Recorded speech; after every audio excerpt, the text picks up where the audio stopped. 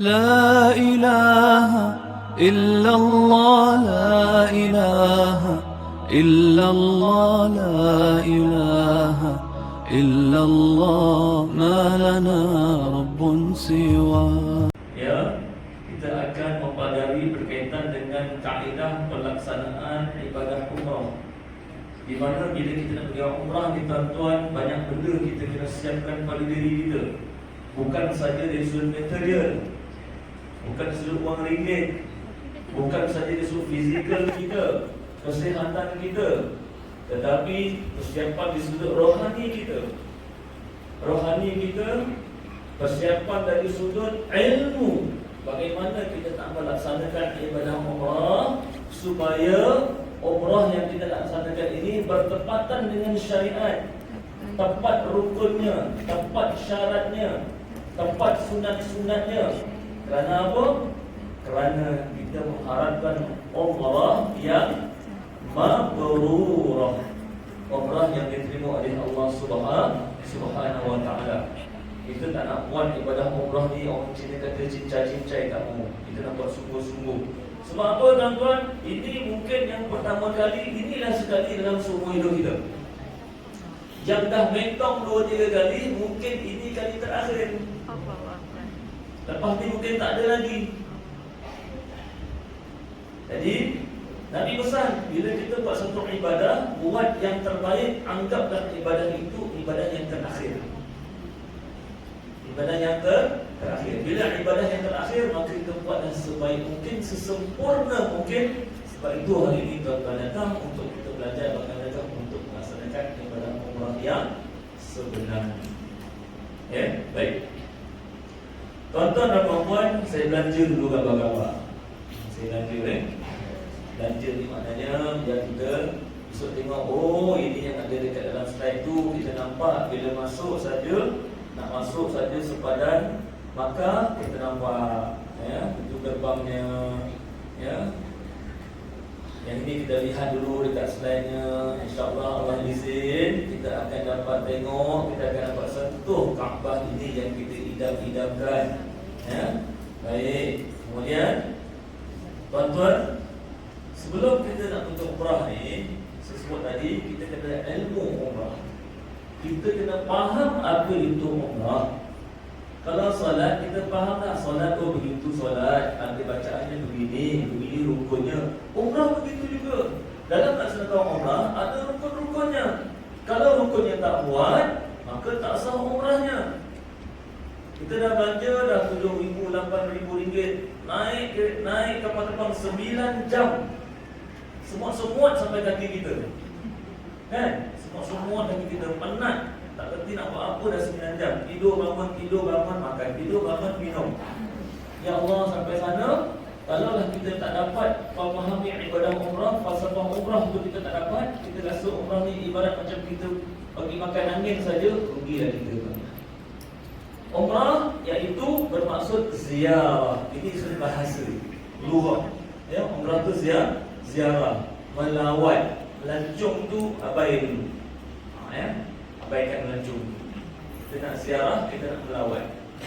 Adapun dari sudut istilah fiqahnya, apa dia umrah? Iaitu kita nak ziarah Baitullahil Haram, tempat yang di mana hari-hari kita solat, kita menuju ke arah kiblat yang sama. Ya, Kaabah itu. Jadi kita nak ziarah dengan mengerjakan ibadah-ibadah yang tertentu di sana. Ada ibadah tertentu di sana. Kenapa tuan-tuan nak buat umrah ni? Ustaz, sebab saya duit banyak, tak kerti nak buat pun. Tak, sebab wa'atimul hajja wal umrata lillah. Allah sebut, sebab Allah, perintah Allah ni, wa'atimul hajja, sempurnakanlah haji wal umrah, dan juga umrah. Artinya, mengerjakan umrah ni wajib ke sunat ke harus? Wajib bagi mereka yang dah cukup syarat. Wajib bagi mereka yang dah cukup syarat. Sama dia punya hukum macam solat. Wajib tak solat? Wajib bagi siapa yang cukup syaratnya. Begitu juga umrah, wajib sekali seumur hidup. Yang mentong tu lain cerita lah. Itu sunat. Okay? Jadi Yang ini kita nak tunaikan kewajipan kita, supaya bila mana besok kita bertemu dengan Allah Subhanahu Wa Taala, Allah tak tanya kita lagi dah, kenapa kau tak mau umrah dulu? Aku bagi kau harta cukup, aku bagi kau kesihatan cukup, sudah mampu semua, kenapa tak buat? Yang itu kita tak boleh jawab besok. Yang itu kita tak boleh jawab. Jadi tuan-tuan, kita set kat minda kita, aku ni seperti ni, aku nak serah diri pada Allah SWT, aku nak selesaikan kewajipan aku. Ditakdirkan aku mati besok, dah selesai dah, aku nak jawab kepada Allah SWT. Tuan-tuan, ya, kena set dekat minda kita, set dekat hati kita. Tuan-tuan, lagi satu, tuan-tuan nak pergi umrah ni, sebenarnya tuan-tuan atas jemputan Allah, tetamu Allah. Ada orang kan dah cukup syarat, cukup syaratnya, tapi tak pergi juga kalau Allah tak jemput dia. Ya, dan jadi tetamu Allah ni, dia sebut tetamu ni istimewa tak istimewa? Istimewa sebab jemputan daripada Allah. Ini bukan jemputan daripada raja, tak, Allah. Raja, segala raja yang jemput kita. Maka Nabi katakan al-hujjah wal-umar wafdullah. Para jemaah haji, para jemaah umrah, tetamu Allah. In da'auhu ajabahum. Siapa yang minta dengan Allah Subhanahu Wa Taala, Allah akan mustajabkan doanya. Wa in istaghfaruhu ghafara lahum. Siapa yang minta ampun dengan Allah Subhanahu Wa Taala, Allah akan ampunkan dosanya. Apa yang paling penting kita minta? Pengampunan dosa. Sebab kita nak jumpa Allah dalam keadaan kita tak ada dosa. Kita mati pun besok orang sembahyang kita, apa yang dia minta? Ampunkan dosa. Allahumma ighfir lahu warhamhu wa'afihi wa'fu anhu. Ya Allah, ampunkan dosanya. Sebab itu minta keampunan dosa ni cukup penting. Maka tuan-tuan, mintalah sebanyak-banyaknya keampunan dosa kepada Allah Subhanahu Wa Taala. Dan janji Nabi, siapa pergi umrah minta keampunan dosa, Allah ampunkan dosa. Dan berdoa daripada sekarang supaya Allah izin kita jadi tetamu Allah Subhanahu Wa Taala. Ya Allah, berjemput aku, ya Allah, jadi tetamu-Mu, ya Allah. Walaupun kita dah bayar 7,000, 8,000, belum tentu kita belum tentu. Ya, kalau Allah tak izin, belum tentu kita. Jadi daripada sekarang, tuan-tuan, biasa berdoa minta Allah izin kita. Baik, menjadi umrah tadi Pak Din dah sebutlah, ya, apakah dia kelebihan menjadikan umrah. Kita pergi tanah suci Mekah, ya, 100,000 kali ganda amalan kita. Bukan solat saja. Ibnu Hajar Al-Haytami dalam kitabnya, ya, dalam kitabnya apa kata Ibnu Hajar? Bukan solat saja yang digandakan 100,000 kali ganda. Setiap amalan yang kita buat, walaupun kecil macam debu, tetap Allah akan bagi 100,000 kali kan, 1,000 kali kan. Yang Pak Din kata tadi, orang muda-muda yang celik IT, bantulah makcik-makcik, nenek-nenek yang tak apa nak celik IT. Bagi orang muda pun itu senang sangat. Al-Cik senang sangat, cik. Bagi makcik susah. Tengok nombor pun tak apa nampak. Ustaz, sebab nak pergi umrah lah, beli handset ni Ustaz, kalau tak beli. Macam mana nak operate mindset tu? Susah bagi orang tu, susah bagi orang muda. Senang tak? Senang. Orang muda tolong orang tua, bagi kita senang. Tetapi itulah kemungkinan yang Allah sangat-sangat suka dan redha bagi pada yang banyak. Yang kuat badannya, masih bertenaga, bantulah orang-orang tua. Angkat beg ke apa saja, kebaikan, amalan, walaupun kecil, tolong grab bila kita berada di tanah suci Mekah ataupun Madinah. Dekat Mekah 100,000 kali ganda, dekat Madinah 1,000 kali ganda.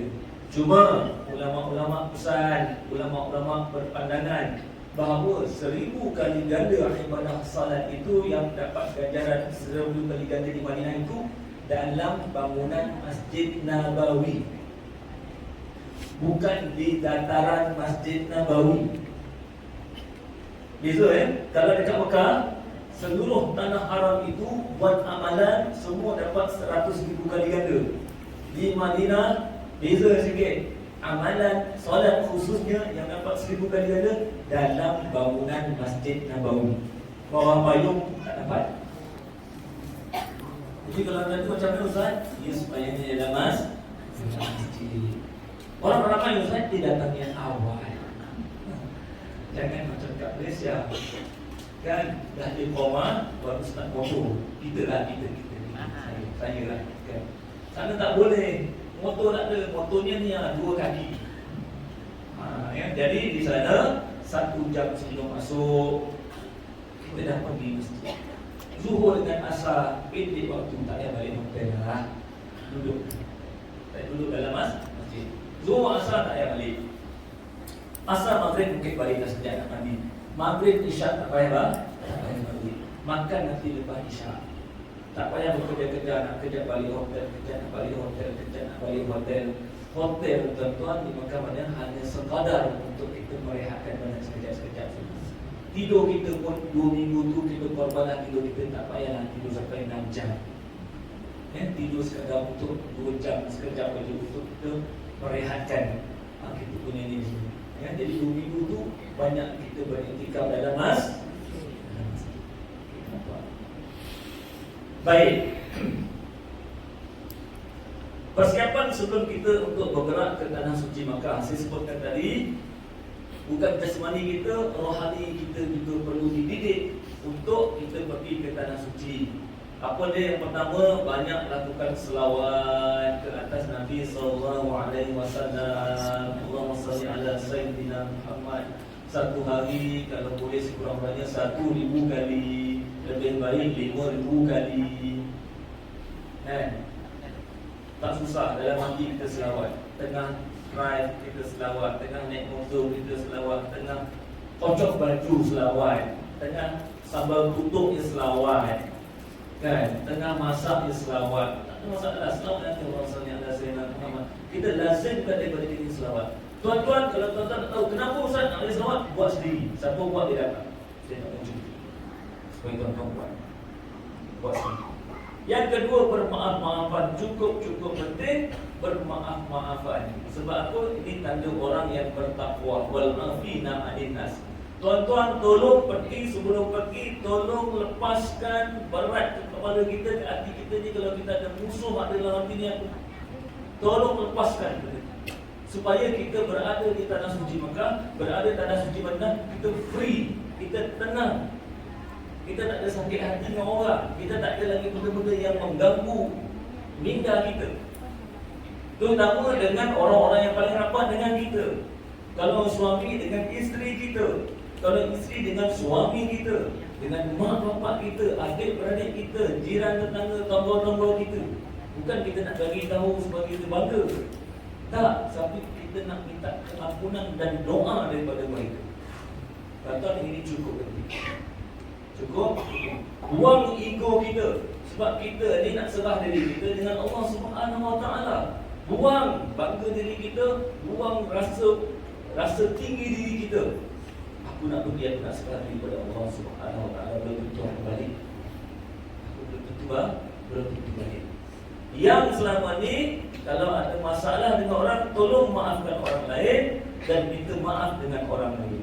Kalaulah kita rasa ada orang bermasalah dengan kita yang memang salah dia, tak apalah, kita maafkan dia. Sebab kita pun bukan baik benar. Kita pun bukan ada salah dengan orang. Dengan kita memaafkan orang, mudah-mudahan orang terbuka hati untuk maafkan kita.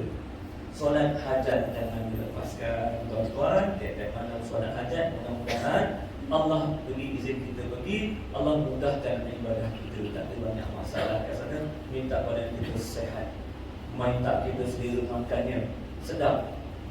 Balik nanti kalau pergi ni 60, balik biar 70 beratnya. Biar mangan sedap, makan kat sana biar sedap. Tuan-tuan, kalau kat sana kakak kita baik, kita tak lalu nak makan, kita lemah, kita lebih. Macam mana kita nak tawaf, macam mana kita nak sa'i, minta Allah, ya Allah, aku ya Allah nak pergi, ya Allah perlu tenaga, ya Allah, minta direct cakap dengan Allah, tolong aku Allah, tolong aku ya Allah. Janganlah pakai tekak ya Allah kat sana, janganlah ya Allah, aku tenaga ya Allah, aku tak mampu, aku lemah ya Allah. Minta ngadu dengan Allah, cakap dengan Allah Subhanahu wa taala. Sebab Allah sifatnya Sami', Allah sifatnya Maha mendengar. Ya, Allah Maha mendengar. Solat taubat ini kena buat. Tubu ilallah taubatan nasuha. Sebelum kita pergi, tuan-tuan kita ni pasti ada kesilapan kealpaan kita dengan Allah Subhanahu wa taala. Ada kan? Ada kita ni maksum ke? Ada. Kita mesti ada. Tak besar, kecil.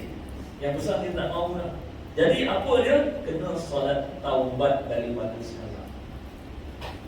Supaya apa? Supaya kalau kita pergi ni tuan-tuan, kita tak balik dapat rezeki kat sana, meninggal kat sana.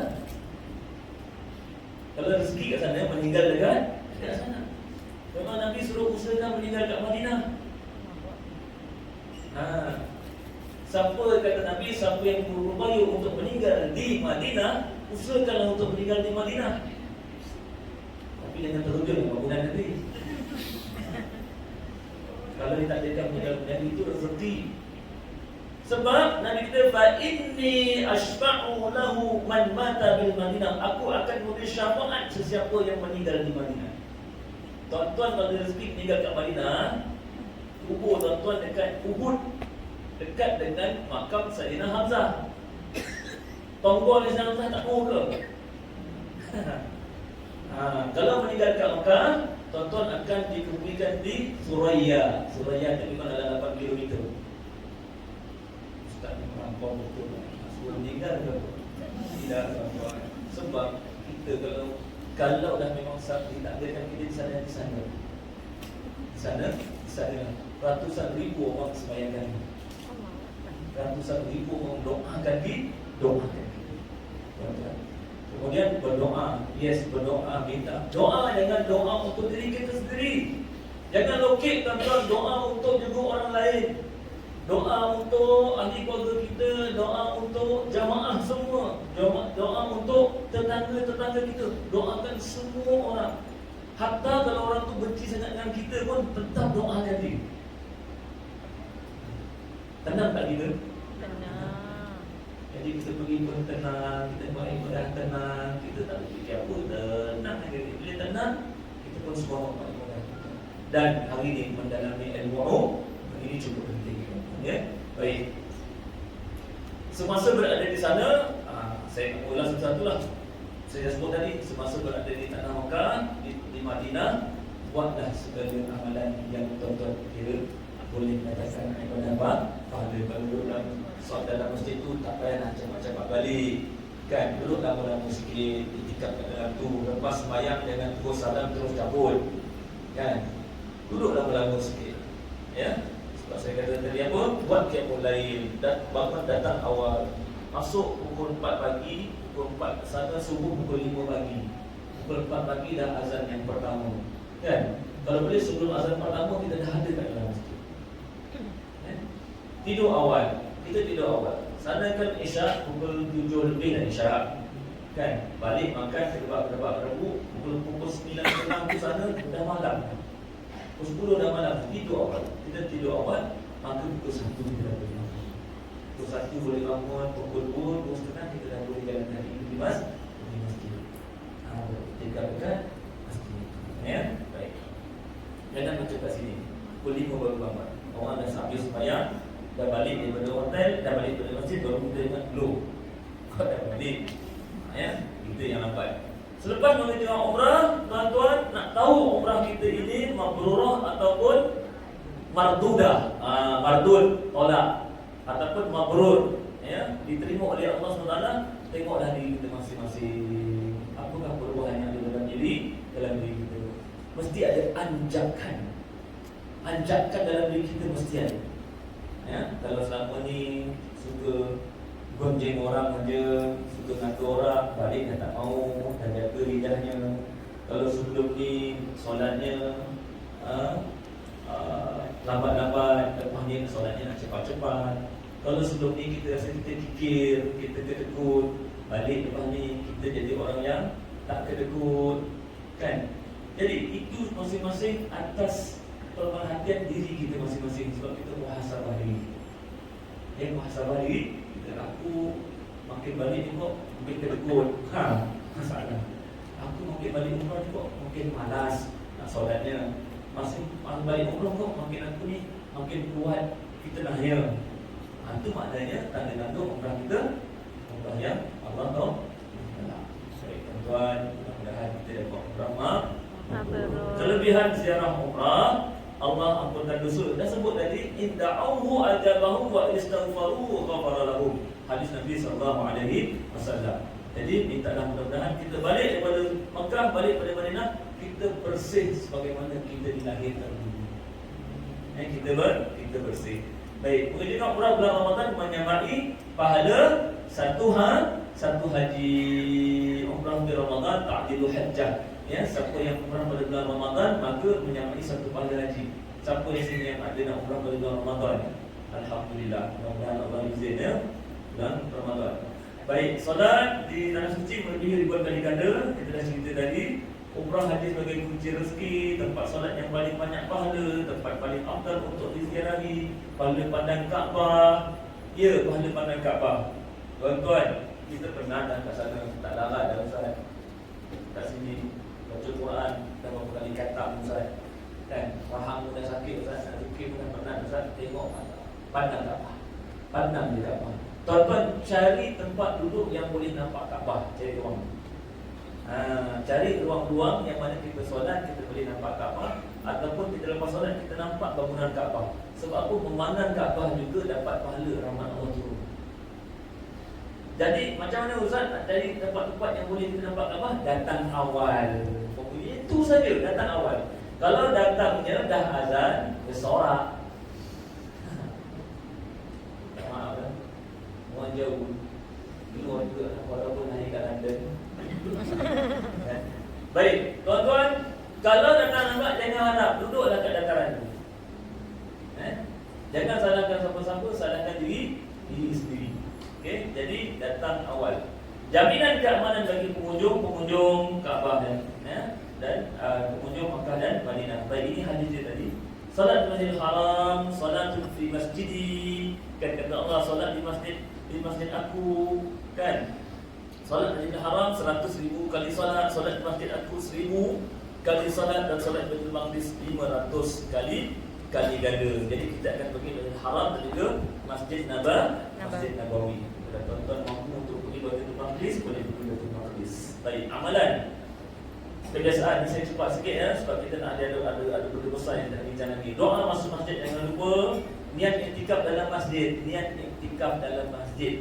Sebab tu daripada sini lazimkan masuk masjid terus niat iktikaf. Ya, masuk masjid niat iktikaf. Niat iktikaf kat sana 100,000 kali ganda. Solat sunat tahiyatul masjid. Baik, ada orang tanya saya, nak solat sunat tahiyatul masjid Ustaz ataupun nak tawaf sunat, yang mana lebih afdal?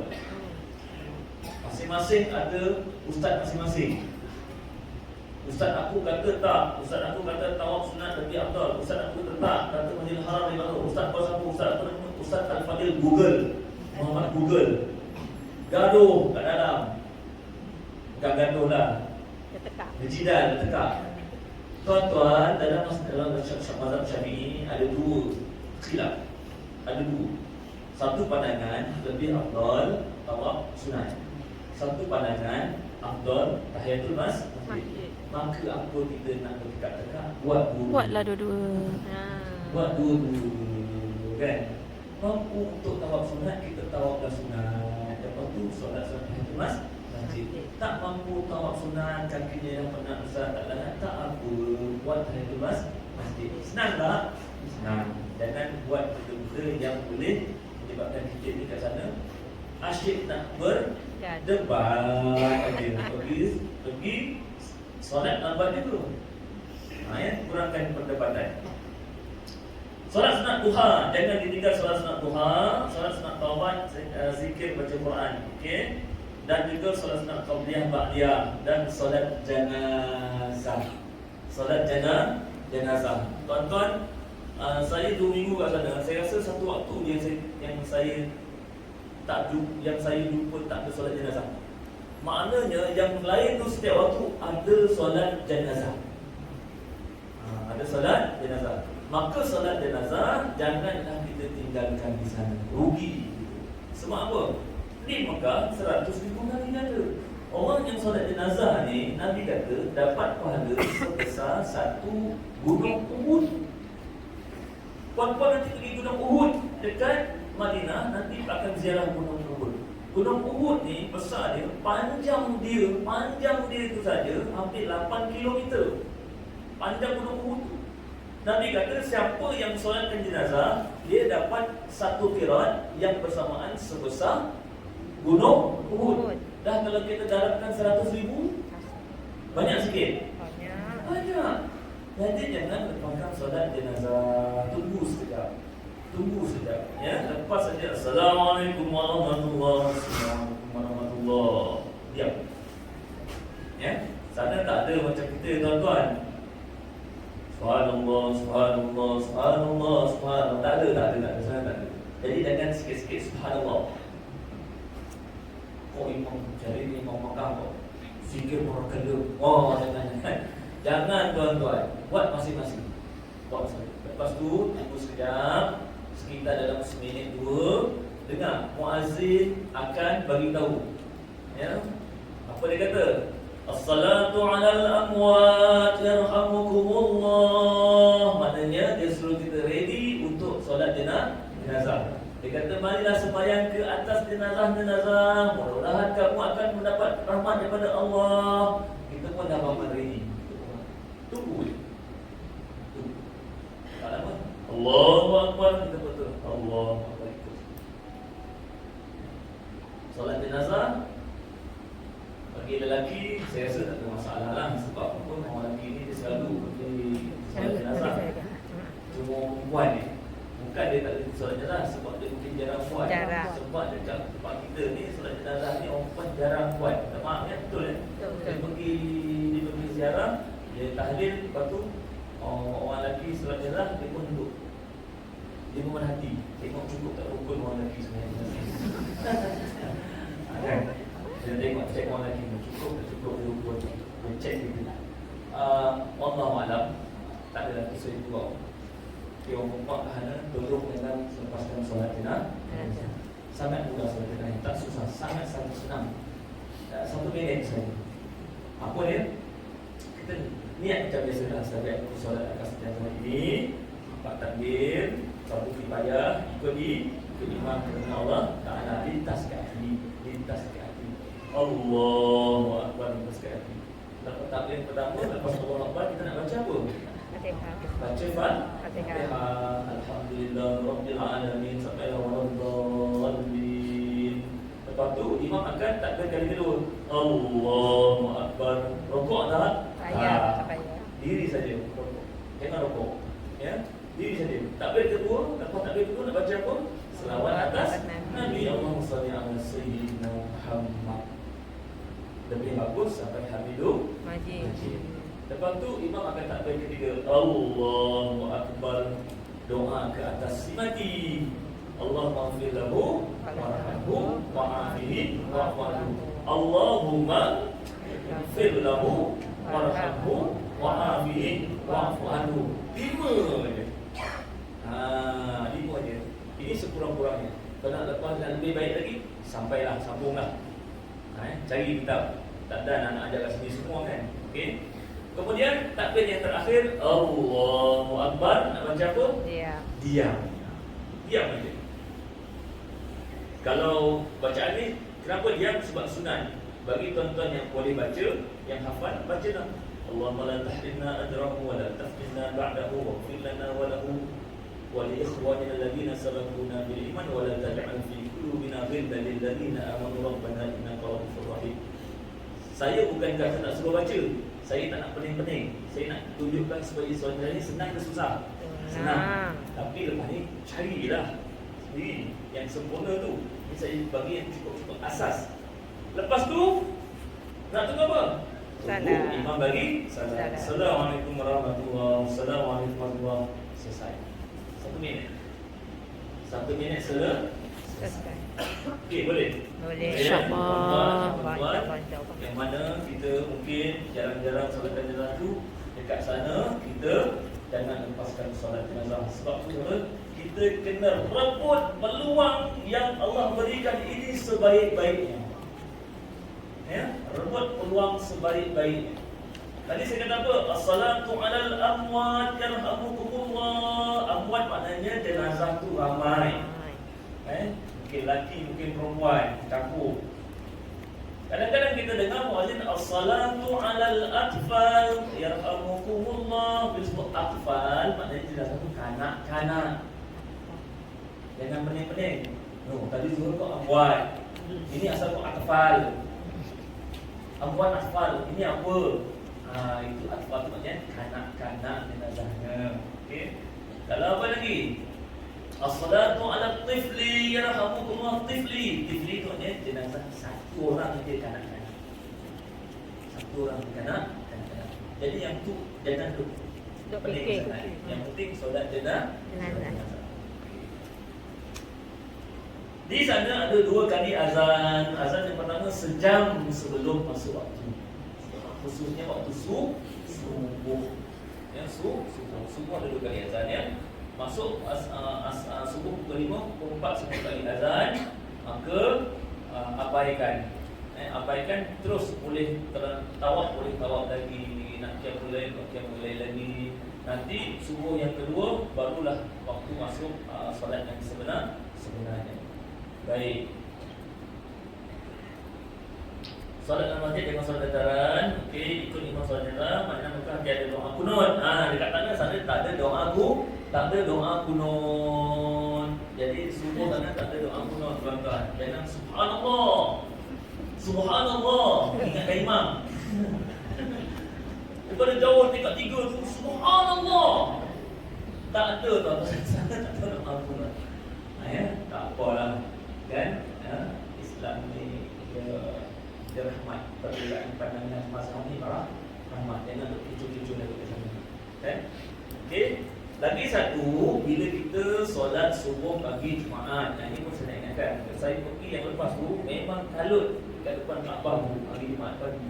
Maknanya ramai jemaah yang lagi tak faham berkaitan dengan solat dengan sujud sajadah. Tuan-tuan, kalau solat di sana nanti, orang lelaki saya rasa dia okey. Sebab orang lelaki ni dia dah biasa dekat tempat kita ni, alhamdulillah pagi Jumaat dah biasa. Banyak mesti surah buat sujud sajadah. Ya. Di sana nanti jangan kita jemaah kita ni semua ada ilmu, kita jangan kalut-kalut. Saya tadi itulah hari terakhir saya hari Jumaat kat Mekah tu pagi sujud sajadah. Kan? Dah kalut, ada yang sujud, ada yang tak sujud. Lepas tu imam dah naik, dia pun tengok kiri kanan, semua tadi sujud, dia pun sujud. Maknanya kita faham, maknanya ada lagi ramai jemaah tak faham berkaitan sujud sajadah. Sujud sajadah ni tuan-tuan, pagi Jumaat nanti, rakaat pertama, bila imam baca satu surah dari surah sajadah. Surah tu dimulakan dengan huruf muqatta'ah ni alif lam mim. Alif lam mim. Tanzilul kitabi la raiba fihi min rabbil alamin. Al-yaqulu panjang, surah panjang. Nanti sampailah innama yu'minu bi ayatina alladziina idza dzukiru biha kharru sujadan wa sabbahu bihamdi rabbihim wa hum la yastakbirun. Sampai ayat tu imam Allahu Akbar. Sujud. Sampai ayat tu sujud. Semua sujud. Apa nak baca? Kalau tuan-tuan puan tak faham, tak ingat nak baca tu, tak apalah baca tasbih macam biasa. Apa kita baca? Kalau kita dah tak hafal, bacaan dia sajadah wajhiyya lillazi khalaqahu wa sawwarahu wa shaqqa sam'ahu wa basaruhu bihawlihi wa quwwatihi fatabarakallahu ahsanul khaliqin. Kok dorong banget. Tak panjang sangat. Itu kalau hafal lah. Benda tu baca tu wajib ke sunat? Sunat. Kalau tak baca pun tak apa. Kalau kita memang susah nak hafal. Tapi usaha nak hafal. Baik, bacaan tu. Lepas tu imam akan naik semula. Allahu Akbar. Kita pun ikut qiyam semula. Dan imam akan menyambung bacaan. Tatajafa junubuhum 'anil madaji'i yad'una rabbahum khawfan wa tama'an sampai akhir. Itu namanya sujud sajadah. Jadi jangan kalut. biasanya pada setiap hari Jumaat. Jadi besok sembahyang Jumaat subuh dekat Mekah, dekat Madinah, jaga-jaga ingat ni. Kalau imam tu alif lam mim hari ni. Ini maknanya ada sujud sah. Okey? Boleh ya?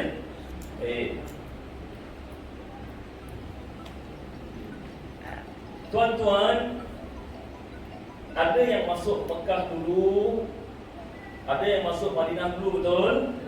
Betul. Okey, nanti dulu. Sebelum masuk Mekah, masuk Madinah, perkara-perkara dan sunat sebelum memakai ihram. Siapa yang masuk Mekah dulu? Turun Jeddah terus masuk Mekah. Dah tahu dulu? Dah. Ada yang masuk Mekah. Turun Jeddah masuk Mekah. Taif. Okey. Turun Jeddah masuk Taif. Taif baru Mekah. Betul. Siapa yang terus pergi ke Madinah dulu? Yang lain mungkin belum. Mungkin ada yang sudah keluar. Sebelum kita pakai ihram, kalau yang masuk Jeddah pergi Taif, pakai ihram di Taif. Sekarang banyak majlis begitu. Kalau dulu tak ada singgah Taif, turun ke Jeddah terus pergi Makkah, pakai ihram di mana? Di airport. Di KLIA dah pakai dah. Macam saya tu hari daripada Kuala Lumpur terus ke Madinah. Jadi saya pakai ihram tak? Tak, saya pakai biasa. Saya pakai ihram ni di mana? Di Madinah ketika nak pergi ke Makkah. Ada perkara-perkara yang sunat kita lakukan sebelum kita mengenakan ihram. Sunat. Ini bukan wajib. Sunat. Jadi buatlah, dapat pahala sunat. Tak buat tak apa. Yang pertama, kerat potong kuku. Kerat potong kuku. Kalau tangannya kukunya panjang-panjang, nak pakai ihram tu kerat dulu. Kerat dulu. Bercukur bulu ketiak. Bulu ketiaknya yang teracak-teracak dulu, cukur. Bulu ari-ari, tak maaf, andam misai kita, janggut kita, rambut kita, biar dalam keadaan yang kemas. Kita ni nak buat ibadah, biar kemas, biar comel, biar cantik. Dan kita sunat mandi, sunat awal itu uslan sunnatul ihram lillahi ta'ala. Tapi kalau sekali lagi kita nak mandi macam payah juga lah ya.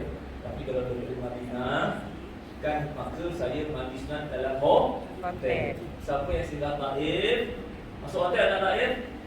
Tak masuk. Ada yang masuk hotel juga sekejap. Kalau mampu untuk mandi di hotel tu, mandi kat hotel sebelum kita pakai ihram. Jadi ni jangan fikirkan sangat.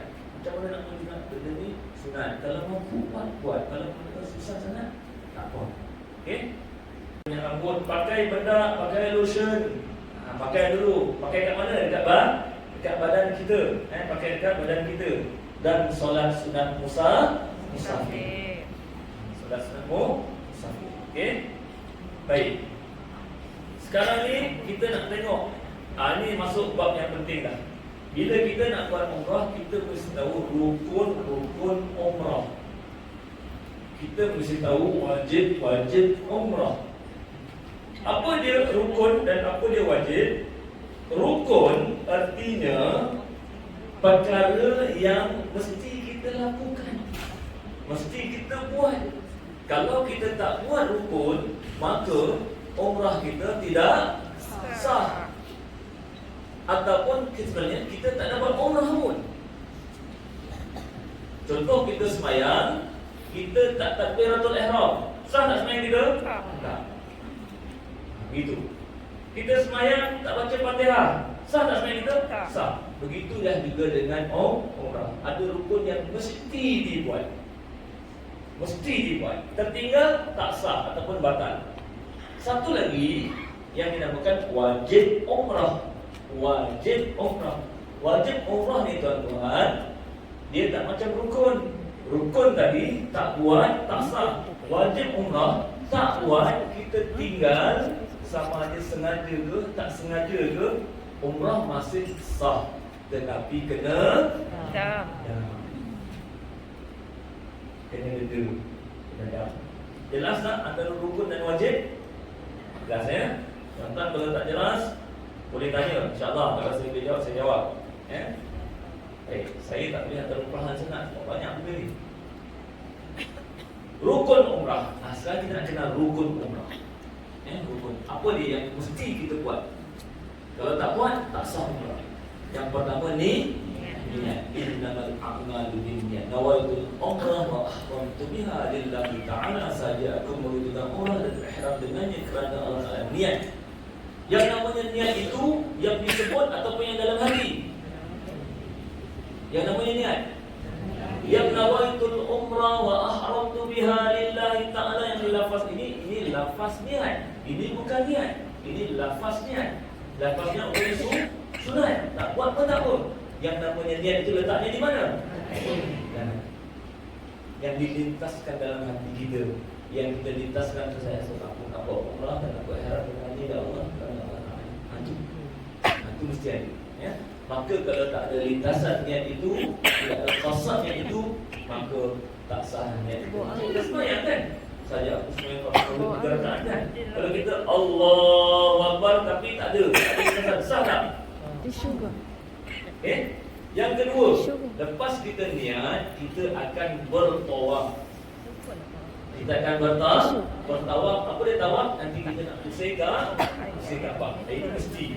Tawaf kalau tak buat, sah tak? Tak sah. Macam mana pun kena buat tawaf. Yang ketiga, kita akan bersa'i. Bersa'i daripada Bukit Safa dengan Bukit Marwah. Kita akan berulang alik 7 kali. Ini juga mesti dibuat. Habis Ustaz, kalau dah tak larat kaki dalam tu, ada cara lain. Boleh ditolak, boleh naik skuter. Macam-macam ada jalan penyelesaian dia. Mesti buat, mesti kena buat. Tak buat, tak sah umrah. Yang ketiga, bertahallul, iaitu kita menggunting ataupun kita bercukur. Kita bercukur atau gunting. Ini juga mesti dilakukan. Kalau tak bercukur ataupun kita tak bergunting, maka juga kita tak dinamakan umrah. Tak sah umrah. Yang kelima, tertib. Apa yang tertib? Mesti mengikut surutan itu.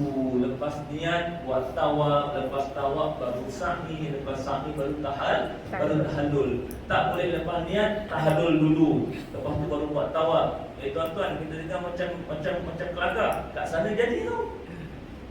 Saya pergi tadi jadi. Bukan jemaah saya lah. Jadi dia kata apa? Dia kata nak tawaf ramai sangat. Tengok tempat sa'i kosong. Saya sa'i dah dulu. Kita kat sini, kita bincang ni macam takkan orang dia. Sampai sana ada jadi. Dia pergi sa'i dulu. Sebab dia kata, tengok tempat ramai sangat. Allah akan maha pasir, maha penyayang. Allah tu tak zalim. Jom kita buat sa'i dulu. Pandai-pandai dia. Sah tak tu? Tak sah. Sebab dah jadi ni saya sebut. Mesti ikut turunan. Lepas niat, kita tawaf, lepas kita sa'i, lepas sa'i baru kita bertahallul. Ini dinamakan rukun umrah. Baikru maknanya mesti. Tidak boleh tidak, mesti kita lakukan. Jelas? Yang kedua namanya wajib umrah. Wajib umrah. Apa makna wajib? La ilaha illallah, la ilaha illallah, la ilaha illallah, ma lana rabbun siwa.